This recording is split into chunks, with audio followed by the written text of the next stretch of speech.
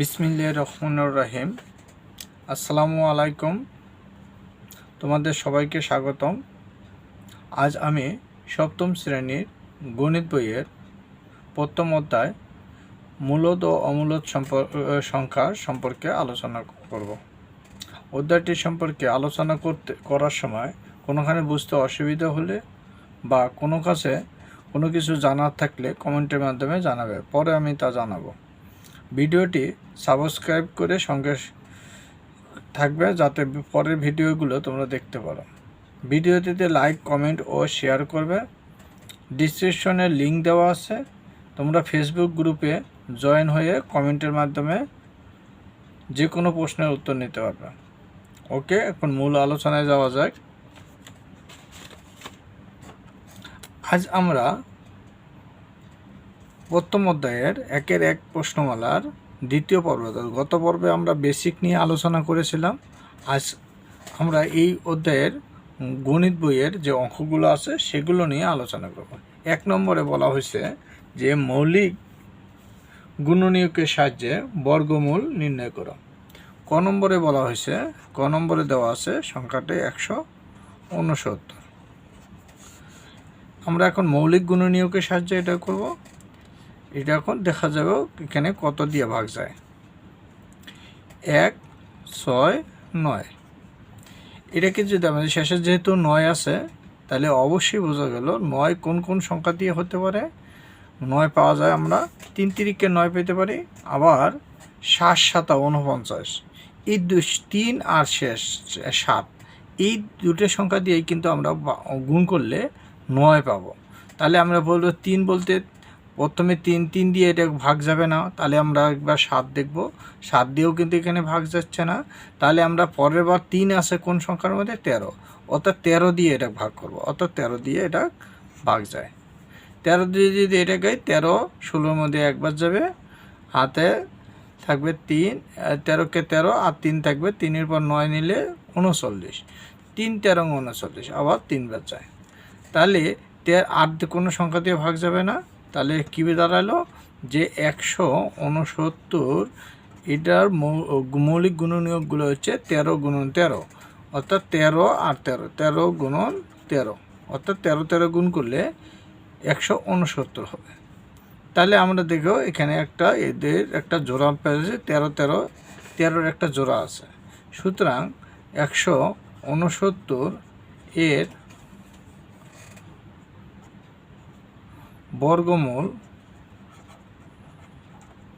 বর্গমূল সমান হচ্ছে 169-এর বর্গমূলের চিহ্ন দাও, আর এই জোড়ার থেকে একটা সংখ্যা নাও, তাহলে এক জোড়ার থেকে 169, অর্থাৎ 169-এর বর্গমূল হচ্ছে 13। এভাবে আমরা গুণনীয়কের সাহায্যে বর্গমূল নির্ণয় করতে পারি। এখন আমরা ক নম্বর করলাম, এবার আমরা তোমাদের জন্য খ থাকলেও গ থাকলেও আবার ঘ নম্বর, অর্থাৎ শেষেরটা আমি করে দিচ্ছি।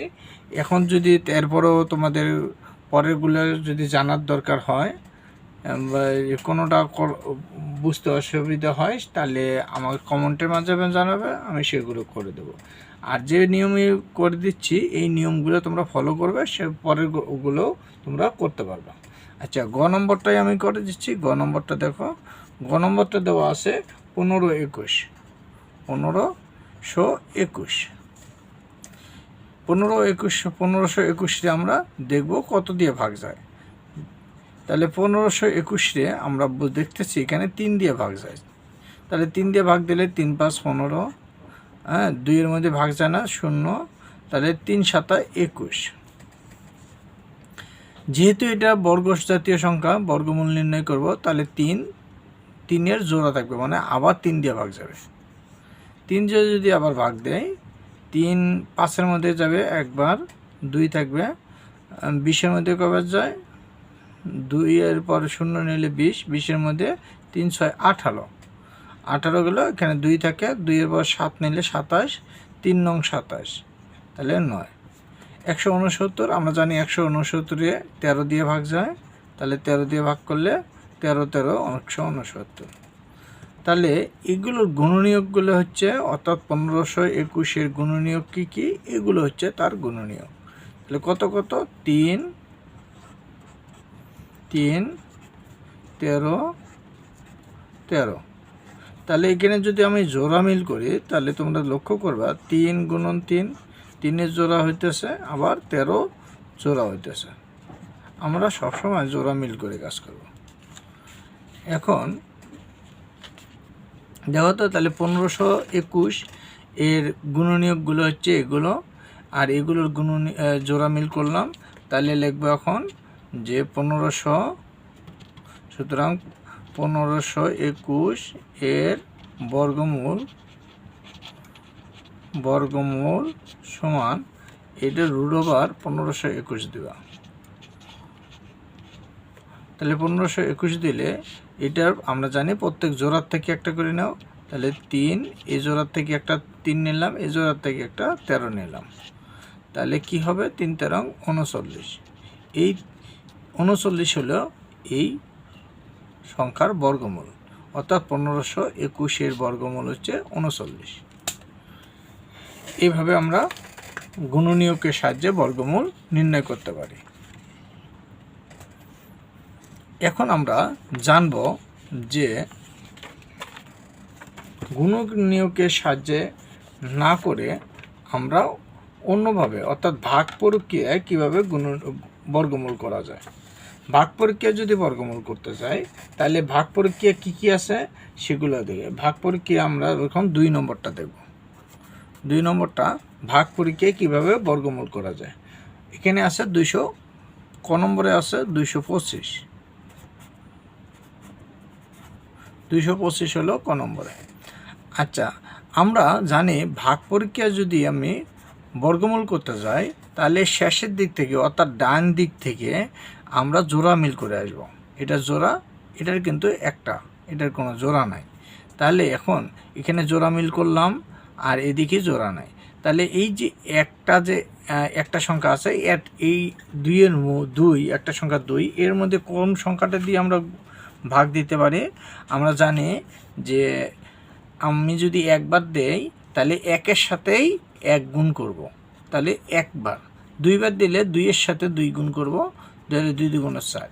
কিন্তু এখানে তো 4 বেশি হয়ে যাবে যদি 2বার দেই, তাহলে একবার দেব যাতে এটার সাথে মেলে। তাহলে একবার দিলে এককে 1, তাহলে এটা বিয়োগ করলে 1 থাকে, আর এখানে এ জোড়া পুরোটাই নামবে, তাহলে 2 5। এখন আমরা কি করব, এখানে যে সংখ্যাটা থাকবো তার ডাবল এখানে লিখবো, অর্থাৎ একে 2 দ্বারা গুণ করি যেটা হবে সেটা। তাহলে 1-এর 2 দিয়ে যদি গুণ করি তাহলে 2 হবে, অথবা 1-এর সাথে 1 যোগ করবা তাহলে 2। এভাবেও করা যায়।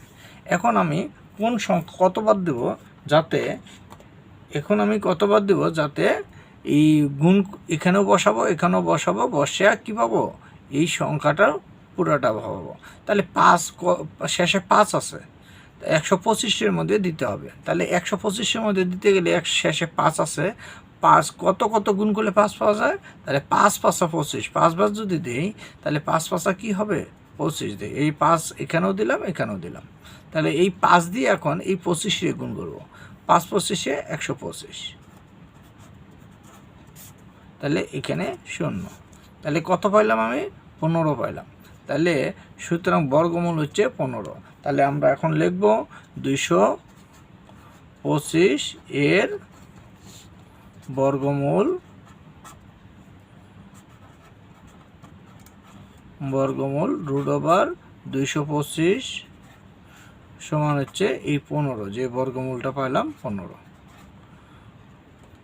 ঠিক আছে, এটাই হলো অ্যান্সার বা উত্তর। এটা উত্তর বর্গমূল এত। ওকে, এখন আমরা 2-এর ক করলাম, এবার 2-এর খ। তবে 2-এর খ নম্বরটা আবার আমি এখানে বলে দিচ্ছি কীভাবে করবো। আমরা সংখ্যাটাকে ডান দিক থেকে জোড়া মিল করব, জোড়া মিল করিয়ে যে জোড়া ছাড়া যে সংখ্যাটা থাকবে, হ্যাঁ, এখানে এককভাবে সেটার মধ্যে আমি কতবার দেব, একবার দিলাম। সেটা নির্ণয় করব কতবার দেব। তো একবার দিলাম, 1 1 গুণ করলে 1 হবে, এককে 1, তাহলে এখানে বিয়োগ করলে 1 থাকবে, আর এই জোড়া পুরোটা নামালাম। তারপরে এই 1-এর ডাবল 2 লিখলাম, তারপরে 5 বার দেওয়া হয়েছে, 5 এখানেও দিলাম, এখানেও দিলাম, এই 5 দিয়ে এই 25 গুণ করলাম, তাহলে 125 এটা। তাহলে এই বর্গমূল হচ্ছে 115। তাহলে 225-এর বর্গমূল 225-এর উপর √ওভার সমান 15, অর্থাৎ এটা হলো 225-এর বর্গমূল। এখন আমরা দেখব যে গ নম্বর বা ঘ নম্বর। আচ্ছা, গ নম্বর 2-এর গ নম্বর অঙ্কটা দেখো। 2-এর গ নম্বর যদি অঙ্কটা আমরা দেখতে যাই, তো কী দেওয়া আছে? 2-এর গ নম্বর অঙ্কটার মধ্যে দেওয়া আছে যে 39 69 এই অঙ্কটা নাম্বারটা দেওয়া আছে। এখন এটার যদি আমি বর্গমূল করতে যাই, তাহলে কি করব? আমি জোড়া মিল করব। তাহলে লেখো 39 69, এটার জোড়া মিল করি। জোড়া যদি মিল করি তাহলে কি দাঁড়াচ্ছে? আমি এটার জোড়া আছে, এটা ওখানেও জোড়া আছে, তাহলে আমি 39-এর মধ্যে কয়বার যায় সেটা নির্ণয় করব। 39-এর মধ্যে কয়বার যায়? 39-এর মধ্যে 5 বার দিলে 5 5 25 হবে, 6 বার দিলে 6-এর সাথে 6 গুণ করলে 6 6 36, তাহলে আমরা 6 বার দেব, 6 6 36 হবে। তাহলে এটা বিয়োগ করলে 3 থাকবে, তারপরে এখানে 6, এখানে 9, এ জোড়া পুরাটা নামবে। আর আমরা জানি এখানে কি বসবে? এই 6-এর ডাবল বসবে। 6-এর সাথে 6 যোগ করলে কত হবে? 12, তাহলে এখানে আমি 12 লিখব। তো 12 লিখলে এখন আমি লক্ষ্য করব যে এখানে কত কত গুণ করলে 9 পাবো। আমি অবশ্যই জানি শেষে যেহেতু 9, 3 3 গুণ করলে 3 3-কে 9 হয়, অথবা 7 7 গুণ করলে 7 7 49, 49-এর 9 লিখতে পারবো। তাহলে আমি দেখব কতবার যায়। তাহলে এখানে দেখতেছি প্রথম সংখ্যার মধ্যে কয়বার যাবে? 3 বার। তাহলে বোঝা গেল এখানে 3 দিয়ে দিলে কতবার যাবে সেটা আমরা বুঝতে পারলাম। প্রথমটাকে দিলেই আমরা বুঝতে পারবো কয়বার যাচ্ছে, সেটা আমি ততবার এখানে দেব। তাহলে এটা 3 3-কে 9 লিখবো। এখন এই 3 দিয়ে এখন 123-রে গুণ করব।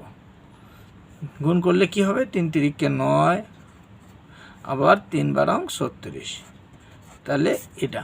তাহলে বর্গমূল কত পেলাম? 63। সুতরাং 39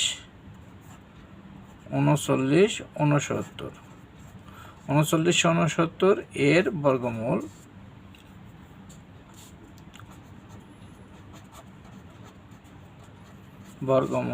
সমান হচ্ছে এটার উপরে √ওভার 3969 সমান হচ্ছে 63। এটাই উত্তর। এটা হলো তার বর্গমূল।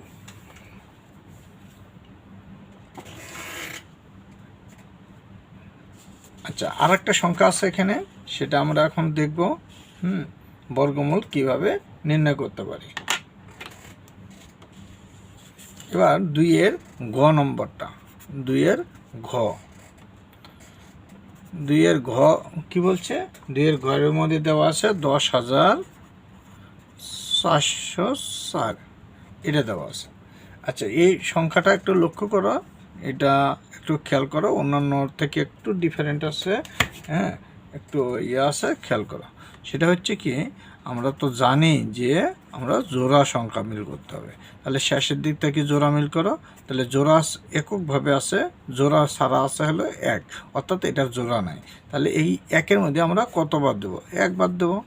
1-এর মধ্যে 1 বার দিলে 1-এর সাথে 1 গুণ করলে 1ই হবে, তাহলে এটা মিলে গেল, এখানে কোনো সংখ্যা থাকতেছে না। তারপরে এই জোড়াটা নামবে, এই জোড়া হচ্ছে 0 4, 0 4 বামে শূন্যের বসে না, শুধু 4 বসবে। কিন্তু এটার ডাবল নামবো, 1-এর ডাবল হচ্ছে 2।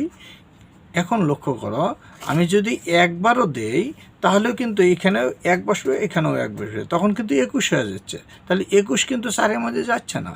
তখন আমরা কি করব? এখানে আর একটা সংখ্যা আর এক জোড়া সংখ্যা নামাতে হবে। আর এক জোড়া সংখ্যা নামাতে গেলে তখন আমাকে কী করতে হবে, এখানে একটা শূন্য দিতে হবে, এখানেও একটা শূন্য, কারণ আমি এখানে যা দেব এখানেও তাই দেব। এখন আর এক জোড়া শূন্য নামাও, এক জোড়া শূন্য নামালাম। এবার কয়বার যায়, এবার 2 বার যায়। 2 বার দিলে 2 দুগুণ 4 হবে, তাহলে 2 দুগুণ 4, তাহলে 2 শূন্য শূন্য, আবার 2 দুগুণ 4, তাহলে এটাই হচ্ছে এটা। তাহলে কত হচ্ছে, 102। 102 কি, বর্গমূল। তাহলে দেখো, সুতরাং 10,404 এর বর্গমূল সমান হচ্ছে, এটার উপরে রুট ওভার দাও, তাহলে কত, 10,404 সমান হচ্ছে 102। এটাই হলো তার বর্গমূল, এটাই উত্তর।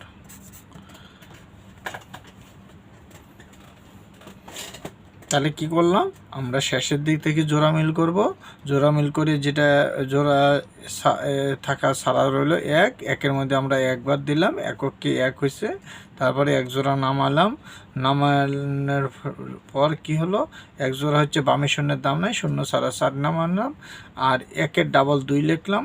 তারপরে দেখলাম যে 2 দেওয়াতে এখানে 2, 4-এর মধ্যে যদি একবারও দেই তাহলে এখানে 21 হয়ে যাবে, এখানেও 21 হবে, কিন্তু হচ্ছে না।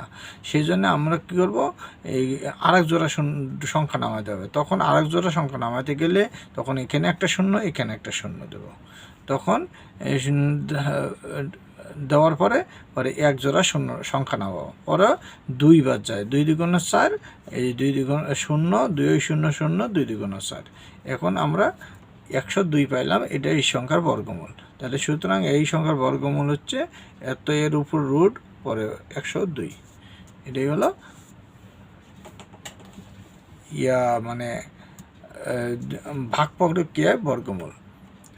এটা তোমাদের বুঝতে অসুবিধা হলে বা কোনোখানে জানা থাকলে বা অন্য কিছু জানা থাকলে সেটা বলবো। এখন আজকে এই পর্যন্ত শেষ। তোমরা কমেন্টের মাধ্যমে জানাবে যে কতটুকু কোনখানে বুঝলা বা কোনখানে বুঝলা না। লাইক, কমেন্ট, শেয়ার সবই করবা। ওকে, থ্যাংক ইউ।